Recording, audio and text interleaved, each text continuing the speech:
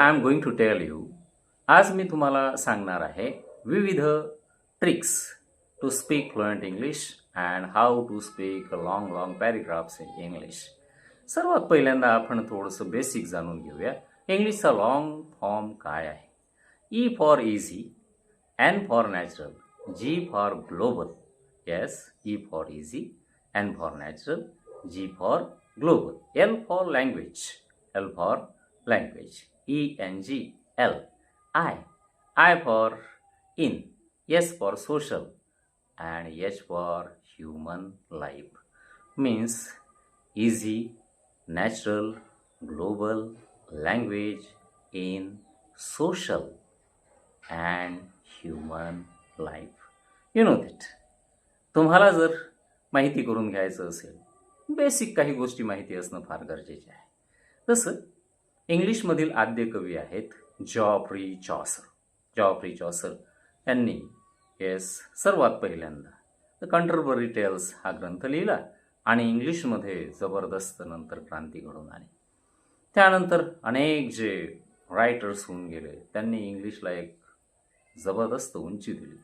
त्यापैकी William Shakespeare आहेत, आहे की नाही, आणि त्यापैकी जॉन कीट्स आहेत, S.T. कोलरिज आहेत. अशा इंग्लिश लिटरेचरमधील संपन्न अशा जॉन डन आहेत. संपन्न अशा कवी आणि लेखकांनी त्या काळी जबरदस्त इंग्लिश लिटरेचरला उंची दिली. तसं इंग्लिशचं नाव अँग्लोविश होतं. नंतर प्रोनाऊन्सिएशन फॅक्टरमध्ये ते इंग्लिश करण्यात आलं. तुम्हाला माहीत असेल की इंग्लिश ग्रामरवर जास्तीत जास्त जे संशोधन मांडलेलं होतं ते जॉर्ज बर्नार्ड शॉ यांनी मांडलेलं होतं. हे बेसिक्स मी तुम्हाला याच्यासाठी सांगतो मित्रांनो, कारण की या बेसिक्समुळे तुमचे काही आयडियाज क्लिअर होतात. आणि तुम्हाला जर आश्चर्य वाटायचं असेल तर याचं वाटेल की इंग्लिशमध्ये अनेक संस्कृत शब्द देखील त्यांनी ॲड करून घेतलेले आहे. जसं मदर हा इंग्लिशमधील शब्द माता या शब्दावरून आलेला आहे, तो संस्कृत आहे. फादर हा शब्द पिता या शब्दावरून आलेला आहे. वॉर्म हा शब्द गरम या शब्दावरून आलेला आहे. आणि तुम्हाला माहिती असेल की सूर्यवरून सन आलेला आहे. आणि अशा प्रकारे अनेक अनेक शब्द इंग्लिशमध्ये जे इम्प्रेशन्स येतात, वर्ड इम्प्रेशन्स येतात, ते फर्स्ट डेरिटिव्ह आणि सेकंडरी डेरिटिव्हजमधून ते फ्रेंच लिटरेचरचा देखील त्याच्यावर प्रभाव दिसतो. आणि त्याचबरोबर आपल्याला पाहण्यात येते की इटालियन लिटरेचर, ग्रीक लिटरेचरचे शब्द देखील त्यामध्ये येतात. आणि इंग्लिशचं ते वैभव आहे की अनेक शब्द इंग्लिशने ॲड करून घेतले. आता आपण बघूया की आजच्या आधुनिक जगतामध्ये इंग्लिश बोलणे अत्यंत गरजेचे झालेले आहे. आणि आपल्याला माहिती असेल की अनेक क्षेत्रांमध्ये इंग्लिशला प्राधान्य दिले गेलेले आहे. All of you know that जर इंग्लिश बोलायचे असेल, फ्लुएंट इंग्लिश बोलायचे असेल, तर तुमच्याकडे चांगला शब्दसाठा असणे फार गरजेचे आहे. आणि त्याचबरोबर सेंटेन्स कन्स्ट्रक्शन करता येणे फार गरजेचे आहे. इंग्लिश वर्ड पॉवरमध्ये तुम्हाला चांगले चांगले शब्द आणि त्या त्या सिच्युएशनसाठीचे शब्द माहिती करून घेणे फार गरजेचे आहे. जसे आपण एखाद्या ठिकाणी अनाउन्समेंट असा शब्द वापरतो किंवा अशा प्रकारचे अनेक जे शब्द आहेत. यामध्ये मला असं वाटतं की तुम्ही जर सुरुवातीपासून म्हणजे स्टेप 1मध्ये जे शॉर्ट सेंटेन्सेस आहेत ते जर आपल्या बोलण्यामध्ये जर मेमोराईज केले तर ते सिच्युएशन वाईज आपल्याला फार मदत करतील. जसं इंग्लिशमध्ये वन वर्डचे देखील सेंटेन्स आहेत. जसं please play very important role. Thank you play very important role. त्याच्यानंतर तुम्हाला माहिती असेल की एक्सक्यूज मी म्हणजे एखाद्या ठिकाणी आपल्याला जर इंटरप्ट करायचं असेल किंवा त्याला विचारायचं असेल तर आपण म्हणतो एक्सक्यूज मी. तुम्हाला माहिती असेल की एखाद्या ठिकाणी आपल्याला जर रिॲक्शन्स द्यायच्या असतील तर तुम्ही असं म्हणू शकता की ओ आय सी. अशा प्रकारचे शॉर्ट सेंटेन्सेस जे अत्यंत म्हणजे मीन्स 1 वर्डमध्ये आहेत किंवा 2 वर्ड्समध्ये आहेत. तसं आपण म्हणू शकतो की इनफ म्हणजे पुरेसे. म्हणजे आपल्याला एखादी गोष्ट नको आहे किंवा एखाद्याला सांगायचं आहे की आता तुला पुरेसे करायचे आहे तर you can say that enough. तुम्ही अनेक वेळेला नो, नो, नेव्हर अशा प्रकारचे देखील शब्द शॉर्ट सेंटेन्समध्ये वापरू शकता. तुम्ही असं देखील म्हणू शकता की don't create a scene. Don't create a scene means आरडाओरड करू नकोस. Don't create a scene. मित्रांनो, याच बरोबर आपल्याला हे माहिती करून घेणे गरजेचे आहे की इंग्लिश बोलण्यासाठी जी सेकंड स्टेप आहे, ती सेकंड स्टेप आपल्याला सेंटेन्स कन्स्ट्रक्शन करता आली पाहिजे. म्हणजे आपल्या मनामध्ये, आपल्या ब्रेनमध्ये येस फ्रॅक्शन ऑफ सेकंदमध्ये ती सेंटेन्स कन्स्ट्रक्शन आपल्याला रिमेंबर झाली पाहिजे. आणि हे सेंटेन्स कन्स्ट्रक्शनचं जर तुम्ही पाहिलं तर मला असं वाटते की इंग्लिश जे बिगिनर्स आहेत त्यांनी यासाठी रिपिटेशन थेरपी जर वापरली तर त्यांना चांगल्या प्रकारे त्याचा फायदा होऊ शकतो. म्हणजे एखादं वाक्य, एखादा शब्द जर आपल्या कानावर रिपीट येत असेल तर मला असं वाटते की त्याच्यामधून फार मोठा फायदा आपल्याला होतो.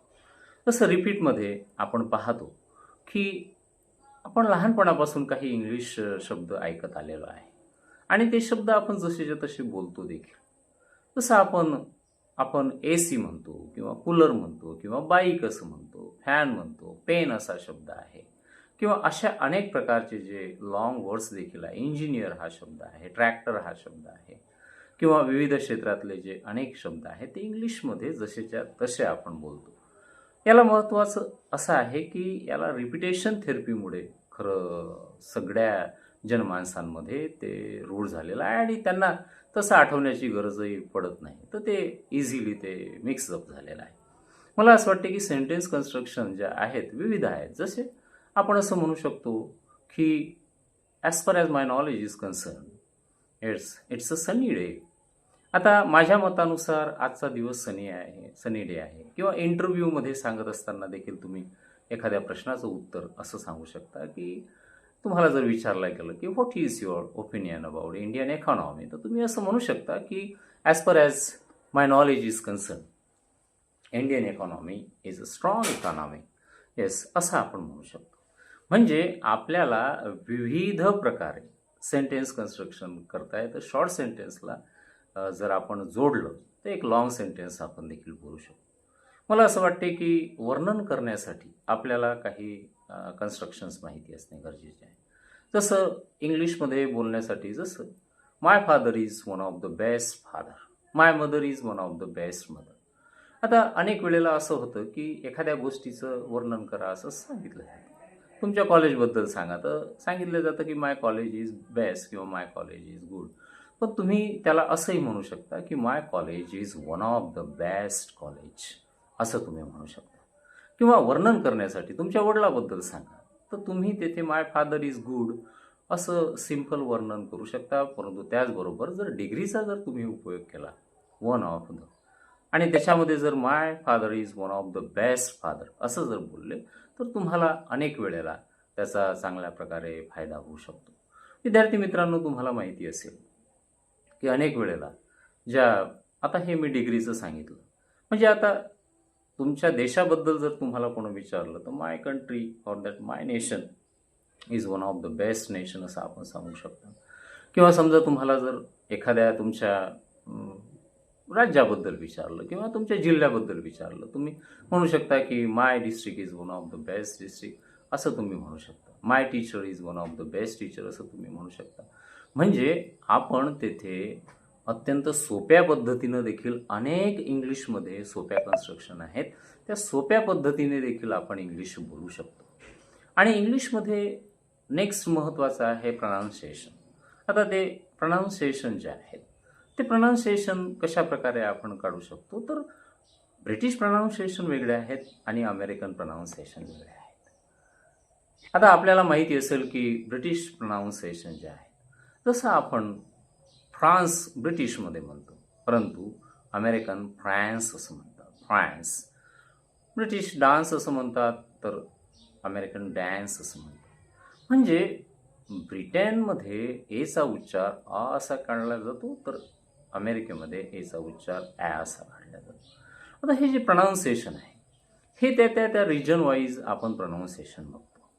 जसं आता कोणी इमिजिएटली म्हणते, अपोलोगाईज म्हणते, परंतु कोणी कोणी इमिडिएटली म्हणते, अपोलोजाईज असं म्हणते. मग आता हे प्रोनाऊन्सिएशन चुकीचे आहेत काय? तर